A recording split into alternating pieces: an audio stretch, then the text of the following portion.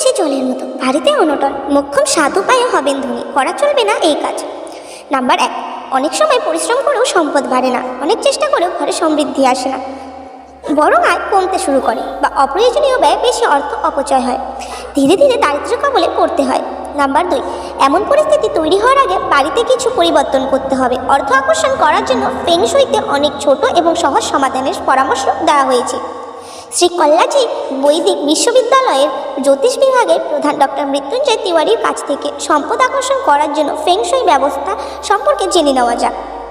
Number 3, বাস্তু এবং feng শুইতে সম্পাদককে জলের সঙ্গে সম্পর্কিত বলে মনে করা হয়। মূল দরজার বাইরে পূর্ব বা দক্ষিণ পশ্চিম দিকে একটি ছোট ফোয়ারা রাখুন।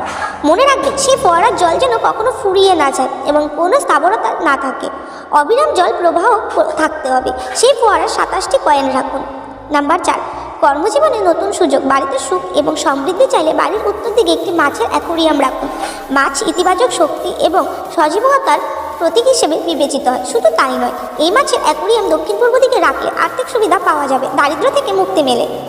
নাম্বার 5, ধনী হতে চাইলে বাড়ির দক্ষিণ দিকে ফিনিক্স পাখি বা জেট প্ল্যান্টের ছবি রাখতে হবে। এই ছোট সমাধান আপনার জীবনে সুখ এবং সমৃদ্ধি আনতে পারে। নাম্বার 6, সম্পদের সঙ্গে সত্যিকারের ভালোবাসা যদি চান তাহলে ঘরে ক্রিস্টাল লোটাস রাখা উচিত। ক্রিস্টাল পদ্ম বাড়ির দক্ষিণ পশ্চিম কোণে রাখতে হবে। মনে রাখবেন, ক্রিস্টাল লোটাস যেন জানলার কাছে থাকে। এটি ইতিবাচক শক্তিকে আকর্ষণ করে, যা সম্পদ বৃদ্ধি করে, এতে সৌভাগ্যও বাড়ে।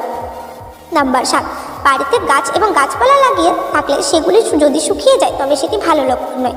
গাছ এবং গাছপালা সবুজ এবং সমৃদ্ধির প্রতীক হিসেবে বিবেচিত হয়। সেই গাছগুলিতে নিয়মিত জল দিন এবং তাদের যত্ন নিন। বাড়ি থেকে মূল ফটক পর্যন্ত পথ পরিষ্কার রাখুন। প্রধান দরজাটি যদি লাল রঙের হয় তবে এটি ভালো হবে, কারণ ফেং শুইতে লাল রং সৌভাগ্যের প্রতীক। এটি নেতিবাচকতা থেকে রক্ষা করে।